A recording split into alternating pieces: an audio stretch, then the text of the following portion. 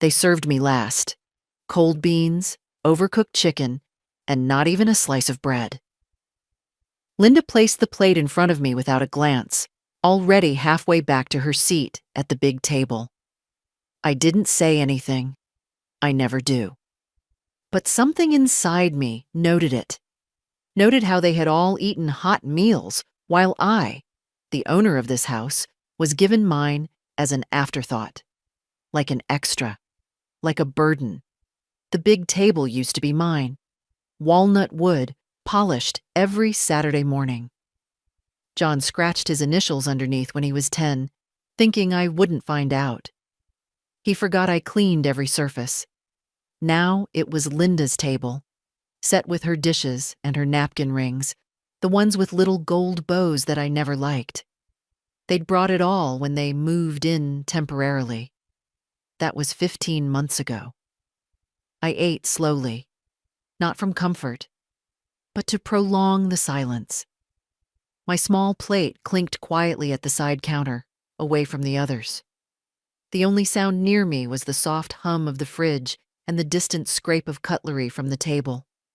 I watched the back of John's head. His hair had thinned like his father's, but he still thought of himself as young and commanding. When Linda spoke, he nodded. When I spoke, not that I did much anymore, he looked at his phone. They talked about a new water filter, about replacing the ceiling fan in the living room. None of it ran by me. No one asked. They hadn't for a long time. Linda handled those things now. She'd started putting little sticky notes on the fridge, reminders, rules, shopping lists. I wasn't on any of the lists, but the notes always said we and our home, our bills, our space, my house. After dinner, Linda announced she'd clean up later, and they all wandered off. John to the couch, their grandson Derek to his room, and Linda to the laundry. I stood up and took my empty plate to the sink. I didn't mind washing it. I've washed dishes every day for 60 years. What I minded was the glance Linda gave me when she passed, like I should be grateful, like I was lucky they still let me live here. I dried my hands slowly, then walked to my room, or what was left of it. The corner had boxes now labeled Derek's college supplies. A bookshelf had appeared 2 weeks ago without anyone asking me. My sewing chair was gone. I had nowhere to sit but the bed. I sat on the edge and looked around. There's a moment, and I don't know how to explain it, when something inside you tilts, like a glass that's been filling slowly, unnoticed, and then one more drop makes it overflow.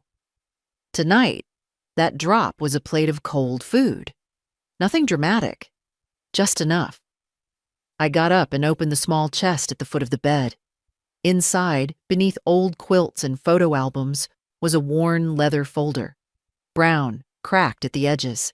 Derek once called it Grandma's treasure chest. He had no idea how close he was. I pulled it out and set it on the bed. My hands didn't tremble, not anymore. I opened it slowly.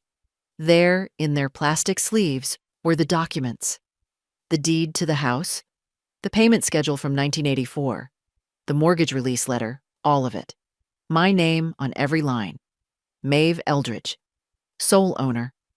I looked at the last paper, a notarized copy from my husband's will. He died in 2002. Make sure they never forget, he'd told me once, tapping his fingers on this exact folder. This is yours, no matter what. And they had forgotten. But I hadn't. They think I forget things. They whisper it like a worry. She's been forgetting lately. Or maybe she's not safe with the stove anymore. But I remember everything.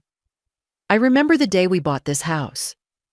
I remember the man who came with the key, how he shook my hand like I was invisible and handed the deed to John. Derek was 2 months old in a carrier. John handed it right over to me. She paid the down payment, he said. It's hers. I've forgotten nothing. So when Linda came into the kitchen the next morning with a tired sigh and said, "Maeve, did you unplug the fridge again? Everything defrosted?" I didn't answer. Not right away, because I hadn't unplugged it. I hadn't touched a thing. But I was the easiest one to blame. I stood near the sink, wiping my hands on a towel, my eyes on the window where the morning light fell across the garden. That patch of soil used to be roses. Now it was a mess of dry pots and a folding chair no one ever used. "Maeve?" Linda's voice was sharper. "Did you hear me?" "I didn't touch the fridge," I said quietly. She gave a tight laugh, like someone humoring a child. "Then it must have unplugged itself." "These things happen." John walked in just then, rubbing his eyes. "What's going on?" "Your mother unplugged the fridge again," Linda said over her shoulder. John didn't look at me. "Is the food okay?" "It's all ruined. Chicken, vegetables, even the ice cream." He sighed. And that was it. No one asked me again. No one tried to check the cord, or consider that Derek had come in last night with a gaming console, unplugged something, and forgot to plug it back in. I saw him do it. But what was the point? I was already marked as the forgetful one. I cleaned the counters while Linda loudly discussed which groceries needed replacing. She said the word "we" 10 times. We have to be more careful. We can't afford waste. We need better habits. But there was no "we" when she slid the receipt onto the table later that day and said, "If you're going to use things, Maeve, you need to help replace them." I looked at the paper. $76. My pension was small, but I had savings. I always have. Still, the way she said it, like I was freeloading in my own home, that was new. I went back to my room.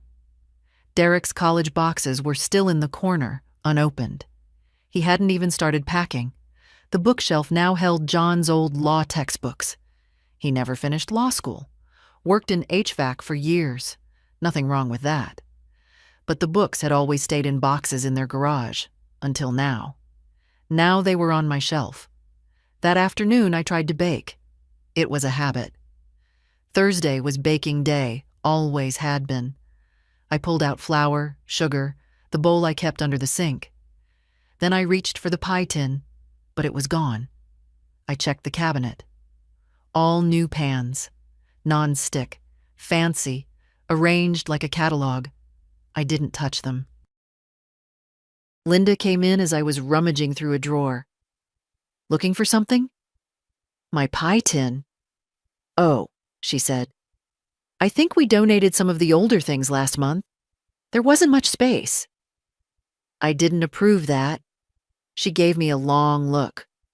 "Maeve, you've been a little scattered lately. We thought you'd appreciate the help." The help. I sat down at the small kitchen table, the one they'd pushed into the corner for me. It used to be in the sunroom, for plants. Now it was where I ate, away from the others, facing the wall. I didn't say anything, not because I didn't have words, but because the silence was sharper, cleaner. I thought of the folder upstairs. I thought of the name typed clean in bold on that deed. Mine. Let them whisper. Let them assume. I know what's mine. They'd moved into the living room next, not gradually, not with discussion, but like a tide coming in, covering more ground each week. First, it was just Linda's magazines on the coffee table. Then John's golf trophies appeared on the mantel. Then Derek's gaming console wires wound across the floor like ivy. Last week I came in and found my armchair gone. Storage, John had said. There wasn't space. That chair had been mine since '84. I bought it after my first gallbladder surgery. High back, firm arms, a pale green upholstery that didn't match anything but felt like home. I didn't argue. I went to the hallway, and sat on the bench where we used to keep shoes. They keep that bench empty now. It's too cluttered, Linda says. I noticed my cross-stitch on the wall was gone too, the one I'd done the year we paid off the mortgage. Bless this house. It had hung above the fireplace for almost 2 decades. I found it 2 days later in a plastic tub in the garage. The glass was cracked. They didn't ask before changing the drapes either, or the cushions, or the rugs. All gray and white now. Minimalist, Linda says. Clean lines, no color, no warmth, no trace of me. That evening, I made myself a cup of tea. No one offered. No one noticed. They were all in the living room watching a loud movie, the kind where the music never stops and people are always yelling. I sat at my kitchen corner and stirred honey into my mug. Linda passed through and paused. Maeve, could you use a coaster? That's a new table. I looked down. It was the same old Formica I'd had since 1992, just scrubbed shiny by me. But I nodded, reached for the little woven coaster, and placed my mug gently on it. She smiled tightly and went back to her movie. That night, I went to bed early. But when I got there, my room wasn't just cluttered with boxes anymore. Derek had brought in a small desk. It was pushed into the corner by the window. "What's this?" I asked him the next morning. "Oh, Mom said I could use this room for studying. Better light." I looked at the corner where my rocking chair used to be. It had vanished too. "You're in here now?" I asked. My voice was calm. He shrugged. "Just during the day. You're always napping anyway. Always napping." I opened my dresser later and found half my scarves gone. In their place, a row of t-shirts and men's socks. I didn't ask. I didn't argue. Instead, I sat on the bed and looked around the room I had slept in for 46 years. The room where I nursed my son after his birth. Where I cried quietly the night my husband died. Where I stitched quilts and wrote grocery lists and rubbed Vicks on my chest in flu season. Now it was a shared space, but only one side had my things. I opened the drawer of my nightstand. Tucked beneath an old novel was a card, a birthday card from 3 years ago. To Grandma, the real heart of this family. It was from Abby, my granddaughter. She'd written in tiny letters around the edges of the card because she ran out of space. "I miss your baking. I miss your voice. I miss you." I held it in my hands for a long time. They say you shouldn't hold on to the past, but sometimes the past is the only thing that still recognizes you. I found the note pinned to the fridge with a sunflower magnet, handwritten in neat blue ink. "House guidelines," it read at the top. Underneath, a list. Not a long one, but it didn't need to be. "Please don't use the washer after 7 p.m. It disrupts Derek's studying. All perishables must be labeled. Unmarked items may be discarded.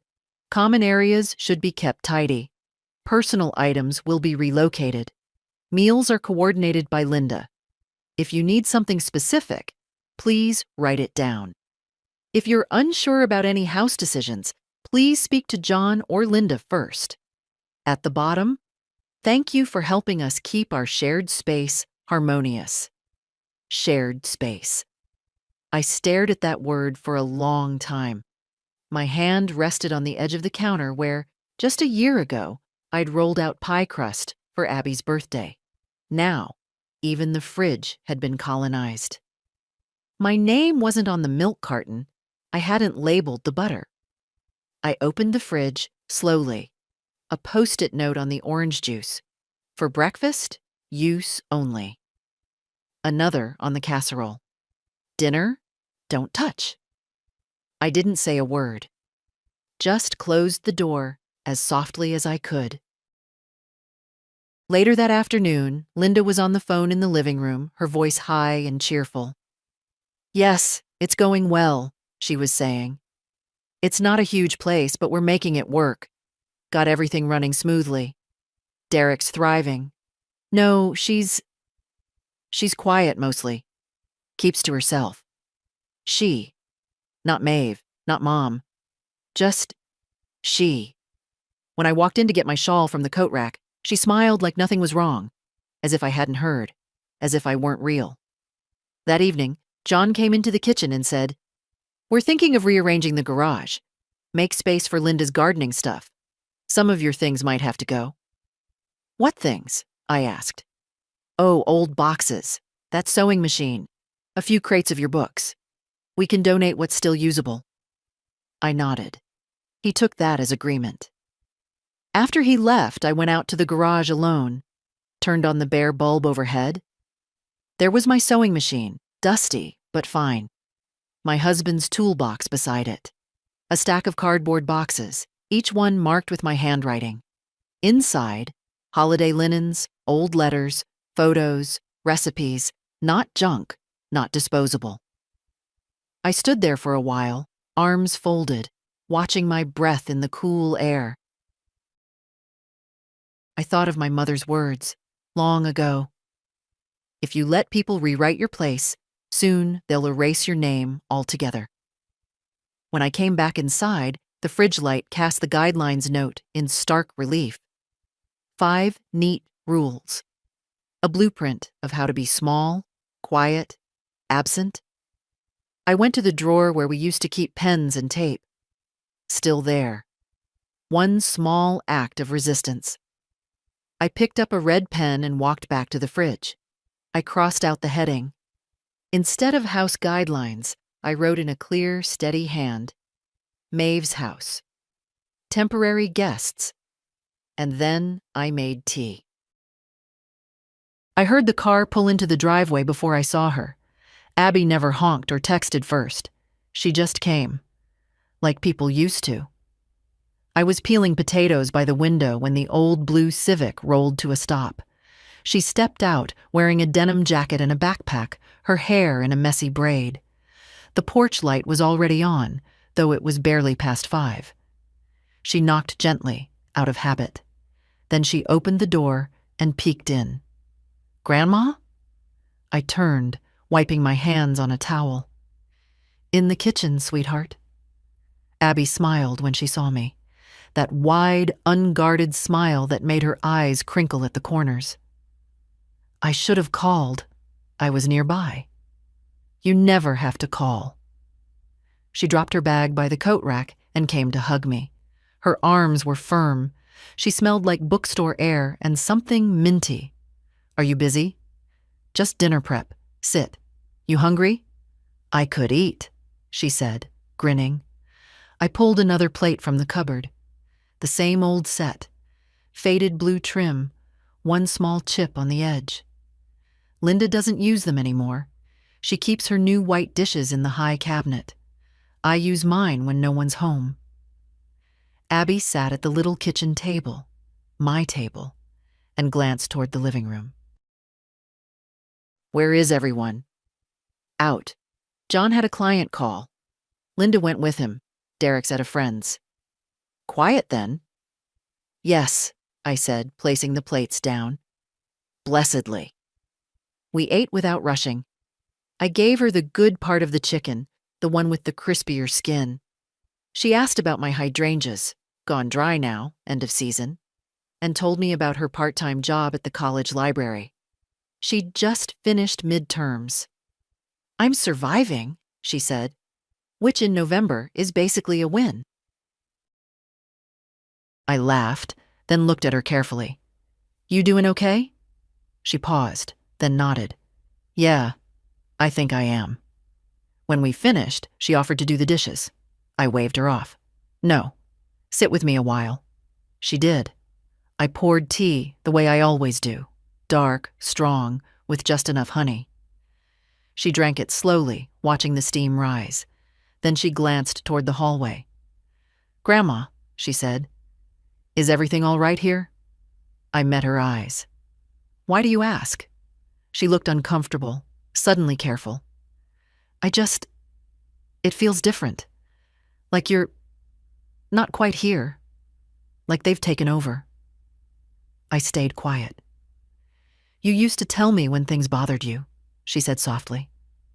It's not just one thing, I said after a moment. It's the way they walk around like they built the walls, the way I get corrected for using my own stove, the way I'm called forgetful when I know exactly what's going on. Abby's jaw tightened. I thought it was just me. I visited 2 weeks ago and Linda barely looked at me, said, "Don't mind the clutter, we're adjusting to a smaller place." As if this wasn't your home. I nodded. She reached into her backpack and pulled something out. A small tin. "I brought you these." "The lemon drops? The kind you like?" I took the tin, my fingers brushing hers. "Thank you." We sat for a while longer, sipping tea in the quiet kitchen. Before she left, Abby stood in the doorway, her eyes on mine. "You know you don't have to let this continue."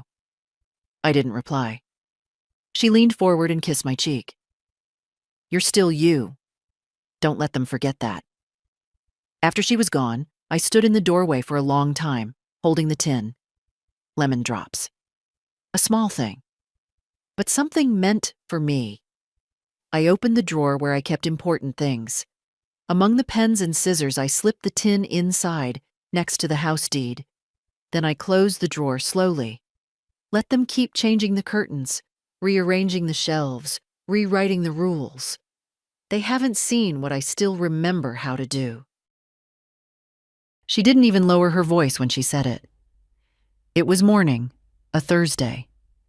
The kind where the sunlight falls through the front window just right, and you almost forget how far things have gone. I was in the kitchen, folding a dish towel. Linda stood by the counter with a mug of coffee she hadn't offered to anyone but herself. John was checking his phone, pacing the dining room. Derek wasn't awake yet. "Maeve," Linda began, setting her mug down like she was about to negotiate a real estate deal. "We've been thinking." I didn't look up. I didn't need to. She kept going. "We know this arrangement has been less than ideal for everyone. And it's clear the house doesn't really accommodate 3 adults and a teenager comfortably. There just isn't enough room." I kept folding. "I mean, you've said it yourself," she added quickly, as if softening the blow. "It's hard, right? The noise, the energy, the pace." John still hadn't said a word. Then she said it. "We've looked into some options. There's a really lovely assisted living facility on the edge of town, River Pines. Maybe you've heard of it." I stopped folding. "Nice rooms, lots of activities," she continued. "It would give you privacy, structure, medical care if you ever need it." I turned to face her. "You're sending me to a home." "Not sending," she said, lifting her eyebrows like I was being difficult. "We're suggesting. We think it would be good for you.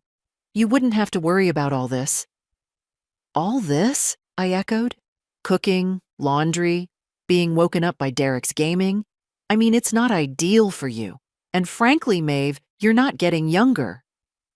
John finally looked up, his eyes darting between us. "It's just a thought, Mom. You'd have your own space. It's not like we're throwing you out." "No, not like that at all." "We even took a tour," Linda added. "They had a room available with a little porch. You could bring your plants. Doesn't that sound nice?" I let the silence stretch long enough that Linda took a step back. Then I said, "Are you offering to pay for this option?" They exchanged a glance. "Well," John started, "they do offer financial assistance, and your pension." "My pension wouldn't cover a month there." "We could help with the paperwork," Linda said quickly. "But yes, it would mostly be you. But think of it as investing in your own peace." My hands didn't tremble. I didn't raise my voice.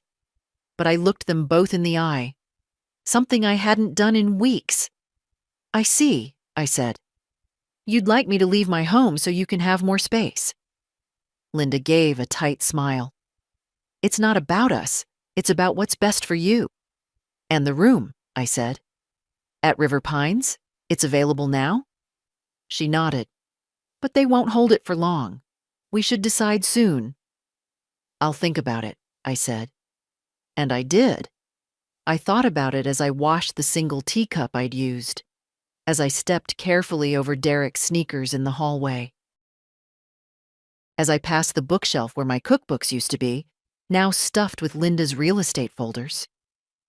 I thought about it when I opened the drawer in my room that used to hold my scarves and now held Derek's chargers and notebooks. But mostly, I thought about it when I opened the box at the back of my closet that afternoon, the one wrapped in an old towel.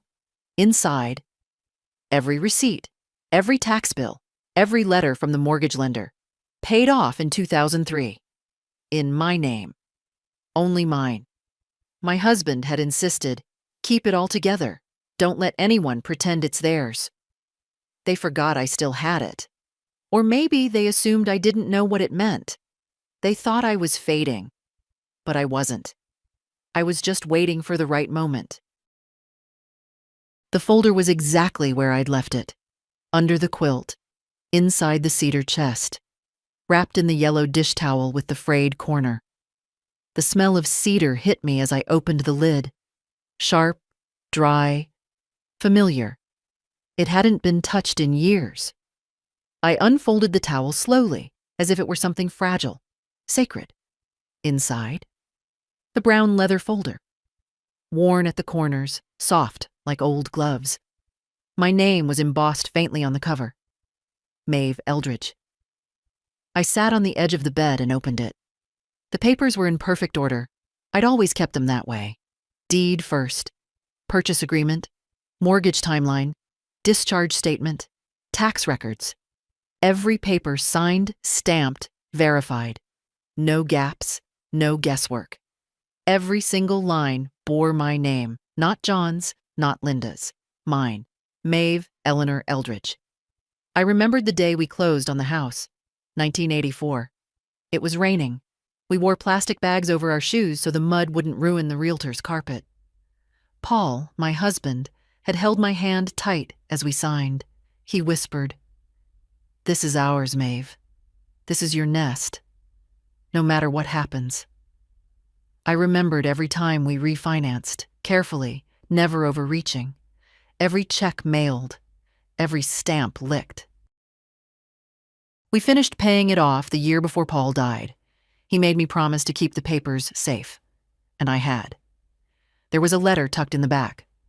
Paul's handwriting, faded, but still legible. If something ever goes sideways, remember, paper talks. People forget, twist, pretend, but paper talks straight. I folded the letter back in place, hands steady now. I sat still for a long while, listening to the faint hum of the house, a house that had become unfamiliar, like an old friend who'd forgotten your face. But not today.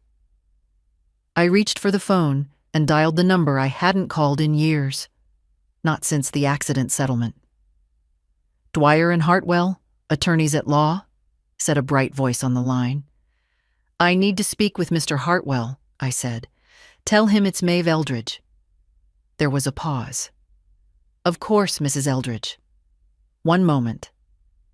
The same voice returned less than a minute later, more respectful now. "Mr. Hartwell will see you at 10 tomorrow morning. Will that work?" "Yes," I said. "That'll do just fine." After I hung up, I sat for a moment with the phone still in my hand. Then I stood, walked to the mirror and looked at myself for the first time in days. My face had softened, yes. Time had taken its due. But the lines around my mouth were not from frowning. They were from holding things in, from letting silence speak where words would have shattered. I brushed my hair, put on a fresh blouse, picked out the coat Paul bought me the year before he died. Forest green, heavy wool, a little dated. I wore it anyway. Then I took the folder and set it by the door, ready for the morning. Let them think what they want. Let them sleep peacefully one more night. They believed I was fading. But what they failed to see, what they forgot, was that everything under this roof still had my name on it. And tomorrow, someone besides me would finally remember that too. I woke before the sun, not out of worry, out of clarity. There's a kind of quiet that only comes when you know exactly what you're about to do. No doubt. No rehearsals. Just a straight, steady path ahead.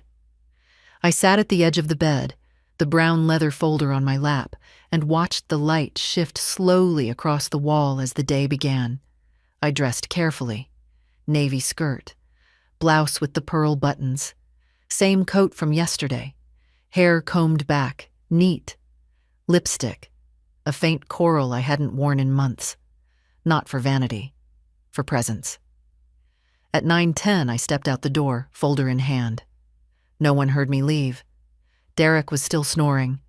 John and Linda were likely arguing over coffee. I didn't care. Not this morning. The law office was in a squat brick building by the post office. I hadn't been there in nearly 7 years, but the door still stuck the same way when you pulled it open. Inside, polished wood, a faint lemon smell. The receptionist looked up and smiled. "Mrs. Eldridge?" I nodded. "Mr. Hartwell is expecting you." He stood when I entered, still tall, though older now, his hair white around the temples. We'd worked together years ago after Paul's accident. He'd handled everything: settlement, trust, documents. He hadn't treated me like a little old lady back then. That was why I came back. "Maeve," he said, shaking my hand. "It's been a long time." "Not long enough," I replied quietly, and he nodded like he understood. I handed him the folder. He opened it slowly, reverently, like it was a relic. Page by page he examined it, nodding occasionally, tapping his pen once or twice. "I assume you're not here to reminisce," he said finally. "No," I said. "I want to prepare a formal notice of termination of informal tenancy. I want them out." "Understood." He didn't flinch. "Is there a lease? Any rental agreement?" "No. They're family. They came to stay after a job loss. I allowed it. It was supposed to be temporary." "And it's been?" 15 months. "Do they contribute financially?" "They buy groceries, that's all. The utilities are under my name. The house is paid off. Taxes current. I've never asked them for rent." He nodded again, already writing. "And they're now attempting to remove you from the home?" "They've suggested a care facility, not subtly." Hartwell's face hardened slightly. "Do they know you still have the deed?" "I don't think they remember. Or they assume I wouldn't know what to do with it." He looked up then, not with pity, with something closer to admiration. "Let's remind them." Over the next 40 minutes, we drafted everything: the notice, the delivery plan, the legal framework. I signed calmly, with a hand that didn't shake. He'd courier the letter in 2 days, give them the legal window, enough time to pack and pretend it was their choice. "And what about your protection in the meantime?" he asked. "I'll be fine." He raised an eyebrow. "Abby stops by. I have neighbors, and I'm not leaving my house." He smiled then, the kind that doesn't reach the eyes but respects your decision. "You always were direct."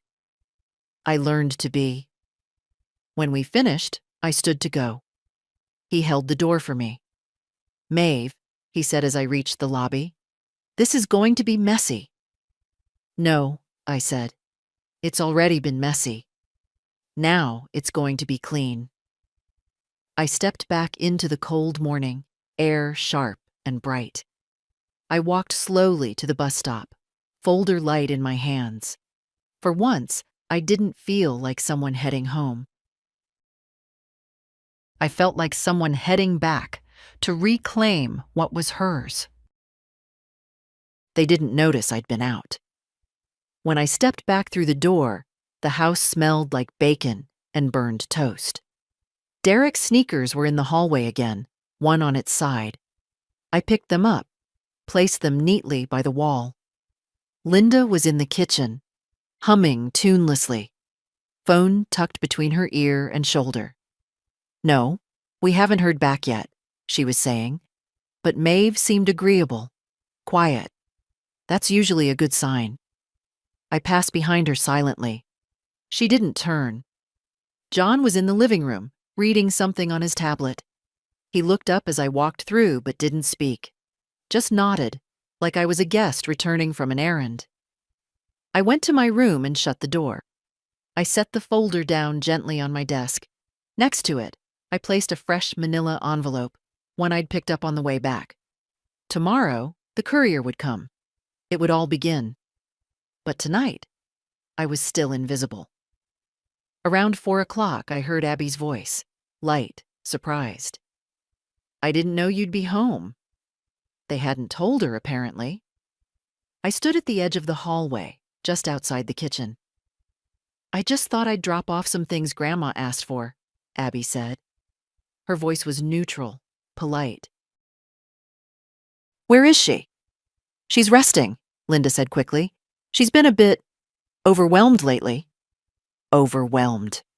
I stepped into the kitchen. Abby turned toward me, a smile already forming. "Hi, Grandma." "Hello, darling." Linda blinked.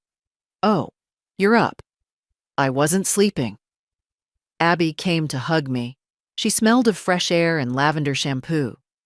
She pressed something into my hand, a paper bag folded neatly. "The ginger chews you like," she whispered. "And that tea blend you couldn't find last time." I squeezed her hand. "Thank you," I said. She pulled back, then looked between me and Linda. "Well, I should get going. Just wanted to drop that off." "You're welcome to stay for dinner," Linda said, voice overly bright. "We're making chicken stir-fry." Abby hesitated, then shook her head. "Another time." As she passed me at the hallway, she said under her breath, "You okay?" "Yes," I whispered back.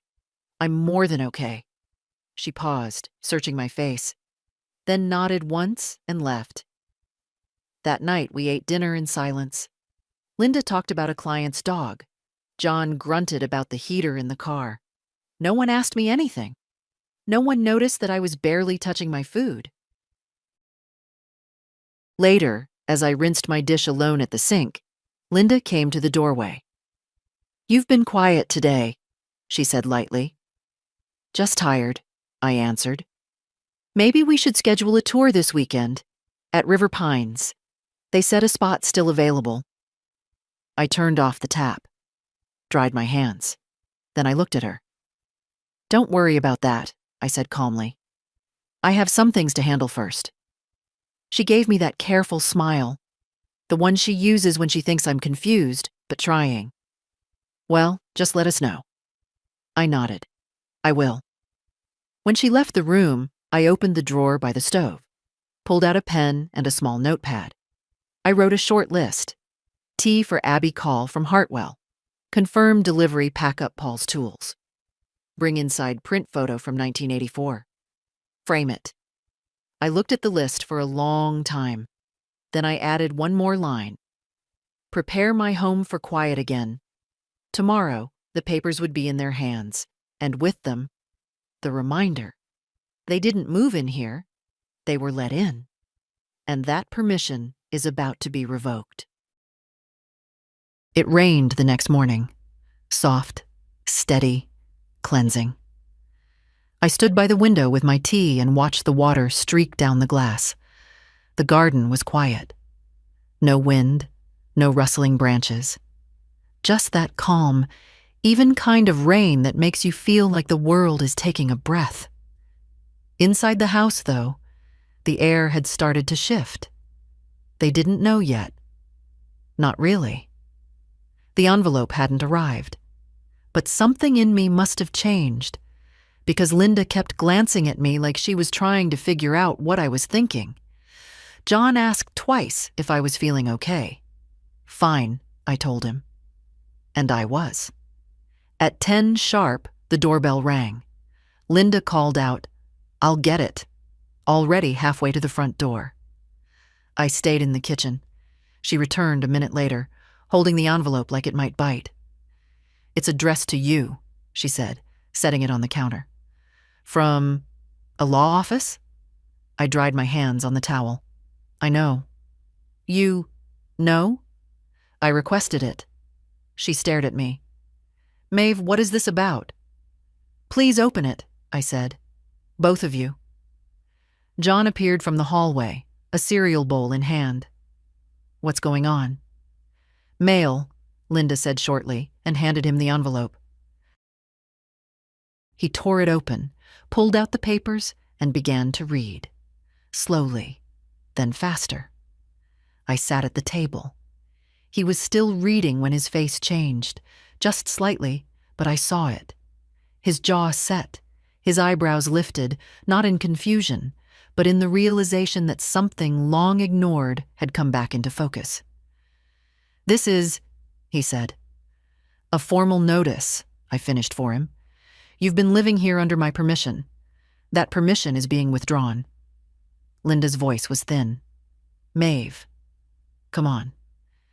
"You said this wasn't working," I said, "that I seemed overwhelmed, that the house was too tight." "We didn't mean—" "You meant exactly what you said. You said it clearly." John was flipping through pages, his eyes scanning like he might find a loophole. "There's no lease," I told him. "You never paid rent. You've made yourselves at home, but it was never yours.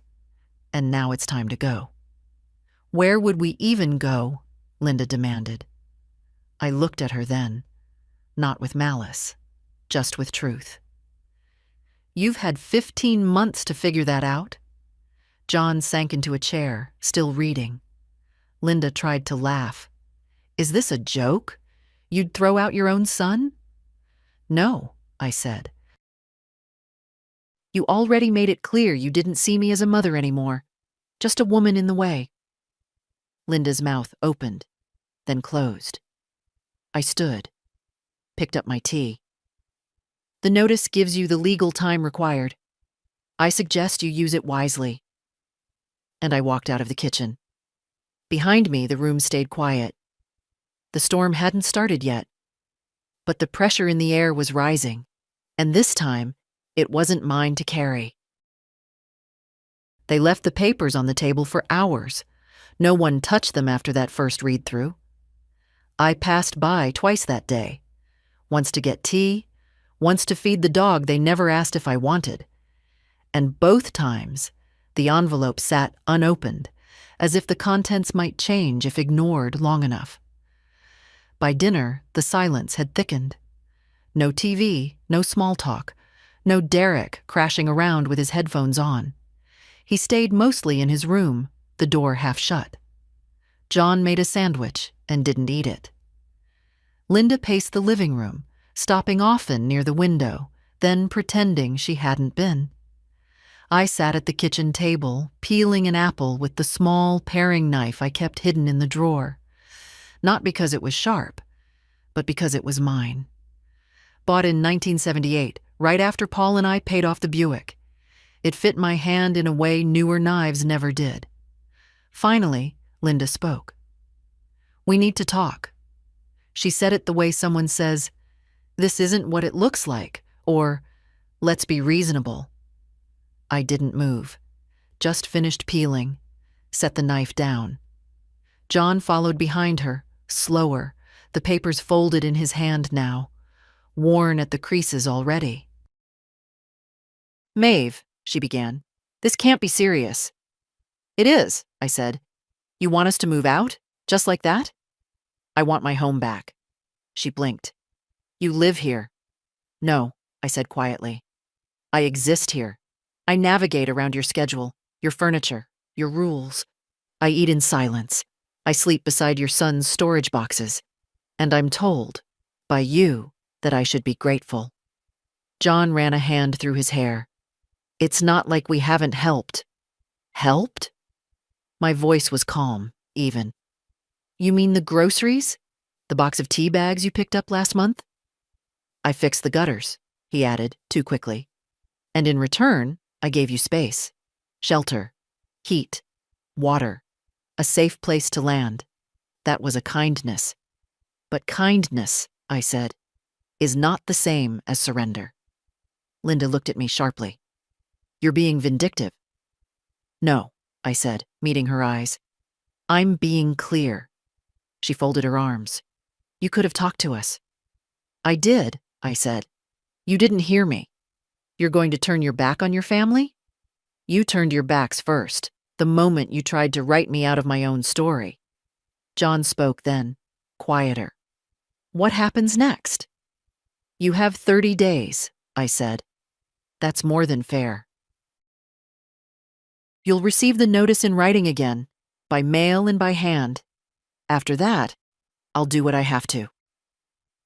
Linda opened her mouth, but nothing came. I stood up slowly. My knees ached a bit, but I didn't show it. I'd like to sit in the living room now, I said simply. They moved aside without a word. I walked past them and sat in the armchair by the window, my armchair, which I'd quietly returned from the garage that afternoon with Derek's help. He'd carried it in without asking why, just watched me gently drape the quilt over the backrest and said, It suits this spot better than the leather one. For a few minutes, I just sat. The house around me quiet. The weight in my chest lightening. Behind me, they retreated into the kitchen.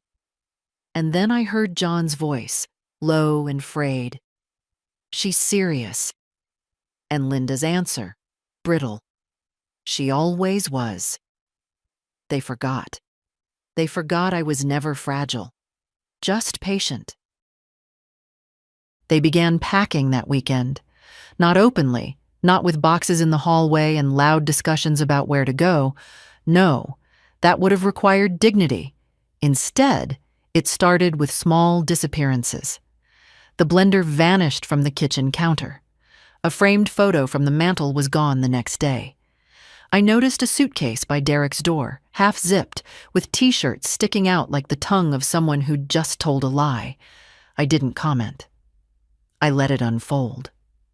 This time, I didn't need to explain myself. They moved through the house differently now, careful, watchful, like tenants late on rent, avoiding the landlord. John spoke only when necessary. Linda stayed out of the kitchen. Even the dog seemed confused by the shift in air. She followed me more, curling up near my feet when I sat in the living room. On Monday, Abby stopped by again. She didn't knock this time. She stepped into the kitchen, took one look at me sitting in my chair with the newspaper, and said, "You did it." "I started it," I replied. "They're doing the rest." She sat down across from me. "They're leaving?" "They're packing." Her face was unreadable for a moment, some mix of pride, sadness, and disbelief. "They thought you'd never do it. They built their comfort on that assumption." She looked at me with something almost reverent. "You're not scared?" I shook my head. "Not anymore." Abby reached into her bag and pulled out a slim black frame. "I had this printed." She handed it to me. It was a photo, the original from 1984. Paul and me, standing on the porch, holding the house keys. He was smiling in that half-laugh way he did when he was proud but pretending not to be. I had my hand on his chest and my other holding the envelope with the deed. The house behind us, freshly painted white. "I found the negative in your drawer last time," she said. "Thought you'd want it back where it belongs." I touched the glass. "I do." That night, I hung it above the fireplace, where Linda's seasonal mirror had been. I'd taken it down without a word, left it leaned against the guest room bed. The house was starting to look like mine again. Each day, brought a new small return. Tuesday. I found my pie tin in a plastic tub labeled Miscellaneous Kitchen. I washed it carefully and placed it back in the drawer where it belonged. Wednesday. Derek removed the bookshelf from my room. He knocked once before entering, said nothing, just hauled it out. Later, I saw it by the garage. Thursday. John tried to talk logistics, asked if I'd consider easing the timeline. I already gave you grace, I said calmly. Don't ask for more. He nodded. He didn't argue. By Friday, the mood in the house had shifted entirely. Quiet, yes, but not with tension anymore, with resignation, and maybe, in some strange way, respect. I cooked dinner for myself that evening, something simple, but hot. I set the table for one, with my good plate and a cloth napkin. The dog lay at my feet, snoring gently. Abby had texted, "Want to have lunch next week?" My treat. I wrote back, "Yes, I'd like that." In the hallway, Linda and John passed in silence, carrying taped boxes, side by side, but saying nothing. I sipped my tea and looked around the kitchen, still cluttered, still in transition, but finally, mine. The van pulled into the driveway on a gray Saturday morning. Not a moving truck, just John's old SUV with the back seats folded down and a borrowed trailer hitched to the back. I watched from the kitchen window as he stepped out, looked up at the house once, and then went around to open the rear hatch. Linda followed a few minutes later. She was dressed like someone going camping, though she hadn't set foot in the woods in years. Fleece, sneakers, hair pulled back too tight. Derek came last, his headphones looped around his neck, eyes down, carrying nothing. They didn't knock on my door. They didn't say goodbye. They just started loading. First the boxes, labeled Kitchen A, Bedroom B, Derek Books, Office J. Then the smaller furniture, the foldable desk, the white shelf that had displaced my sewing machine, the modular couch pieces Linda insisted were better for posture. I stood in the hallway briefly and watched them struggle to angle the biggest one through the front door. No one asked me to help. That was something. Around noon, I made lunch. Just for me. A turkey sandwich, an apple, and tea in my favorite mug, the one with the chip shaped like Texas. I sat at the small table in the kitchen where they used to corner me like a guest and looked out at the garden. The rain had stopped. The leaves were slick and golden. The dog rested nearby. No leash, no commands, just breathing slow and easy. I heard a loud thud from upstairs, then footsteps, then Linda's voice, sharp and tired. "Just put it in the trailer, Derek. We don't have all day." I didn't offer them water. I didn't pretend to be angry or kind or anything in between. I just let the house shift back toward its original shape, item by item, echo by echo. By 3 o'clock, most of it was gone. The SUV looked full. The trailer was tied with ropes and covered in a plastic tarp. John was double-knotting something when I stepped out onto the porch. He looked up. "We'll come by later in the week for the last few things." I nodded once. "The notice says 30 days. You have 3 left." He swallowed hard. "We'll be done before that." I looked over his shoulder. Linda was wiping down the dashboard of the SUV. Derek was kicking a stone with his shoe. "You have a plan?" I asked. Not unkind. Just direct. John nodded, eyes tired. "An apartment near Greenfield." "Month to month?" "It's a start." He opened his mouth like he might say something else. Maybe an apology, maybe not. But closed it again. Then turned and walked back toward the car. Linda didn't speak to me at all. She got into the front seat, slammed the door, and stared straight ahead. I stood there until the engine started. until they backed out, trailer bumping behind them, and drove down the street without looking back. When they were gone, I didn't cheer. I didn't cry. I just went inside. The house was quiet. Empty in some places, still messy in others. A few scattered things. Hangers, a lamp, 2 opened boxes of cereal in the pantry. The guest room was half cleared, the mattress bare. I walked through every room slowly, not inspecting, remembering. In my bedroom, the sewing chair was back where it belonged.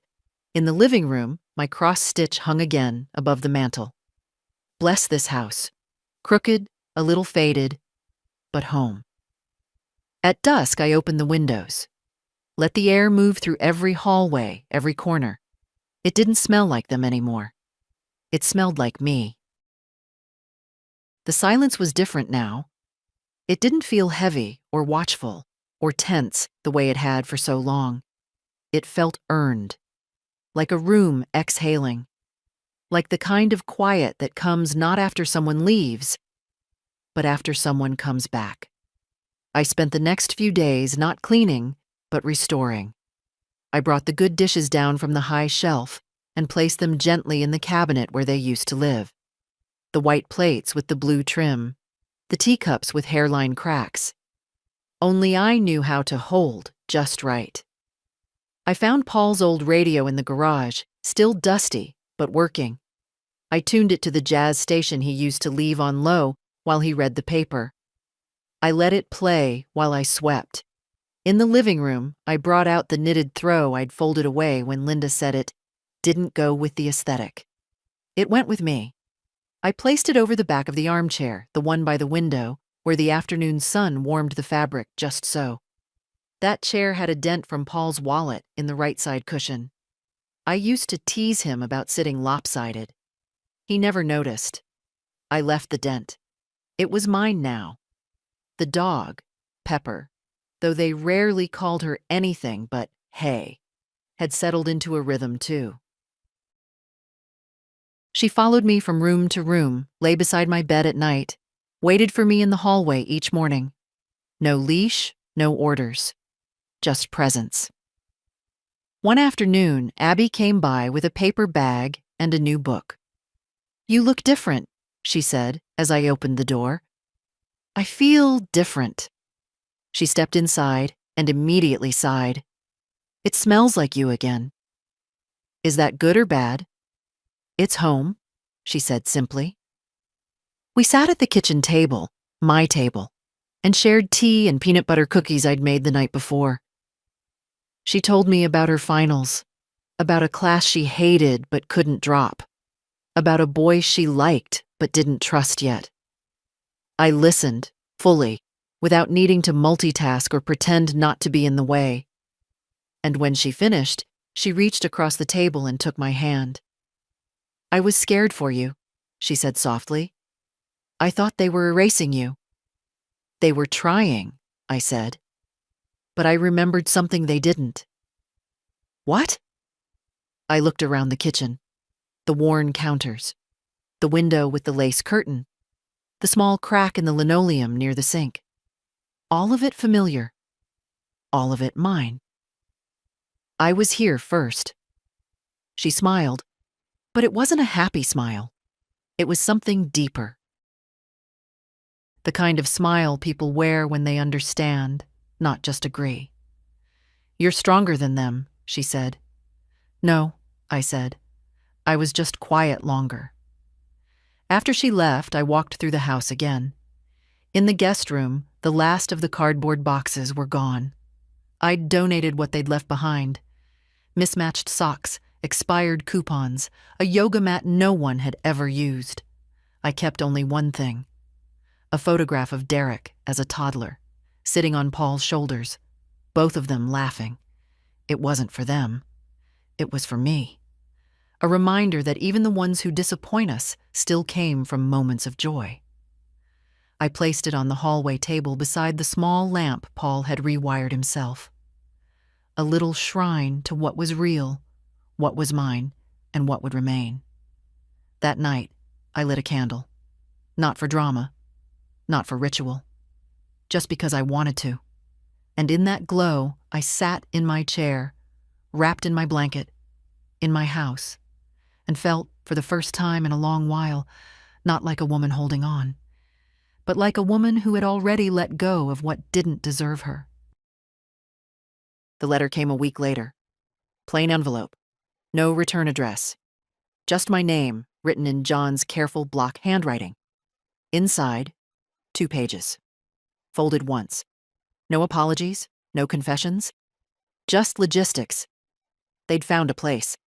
Month to month as planned. Close enough to Derek's school. It's not ideal, but we're adjusting, he wrote. Thank you for the time you gave us. He didn't ask to come back. He didn't suggest a holiday visit. He didn't mention the deed, or the law office, or the way Linda had looked at me like I was a stranger with a weapon in her hand. And that was fine. I placed the letter in a drawer beneath the birth certificates, utility records, and the folded flag from Paul's service. It didn't belong in the folder with the deed, but I didn't throw it away. Some endings deserve to be archived, not cherished, not framed, just acknowledged. A few days later, Abby helped me move the last shelf back into place. We dusted the top together, laughing at how many times Linda had tried to get me to declutter. People always want to clean up things they don't understand, I told her. They think simple means better. But some of us keep things because we remember them. She nodded. You're allowed to take up space. No one gives you permission for that, I said. You just stop asking. That night, I made shepherd's pie from memory. No recipe, just hands and years and instinct. I used the deep casserole dish I hadn't touched in months, the one Linda kept in a box labeled dated. I set the table for one, poured a glass of water, turned on Paul's radio. The house was warm, lived in, mine. I still don't lock the bedroom door at night. I still rise early, fold towels in thirds, water the ferns in the corner. Some habits never leave you. But now, every room I walk into feels like it knows me again. Sometimes I wonder if John ever tells people about what happened. I wonder if Linda describes me as stubborn or difficult when the topic comes up. Maybe she tells the story like it was a misunderstanding, a phase, a sad situation where the old woman got confused and kicked them out. Let them tell it that way. Let them soften it until it sounds reasonable. But Abby knows. And I know. I didn't kick them out. I remembered my name, and I spoke it out loud. So if you're reading this, if you're in a quiet corner of your own house unsure if you still belong, let me remind you, you do. And if you need permission to take up space again, let this be it. You're not in the way. You are the reason the walls were built. Stay and make them remember that.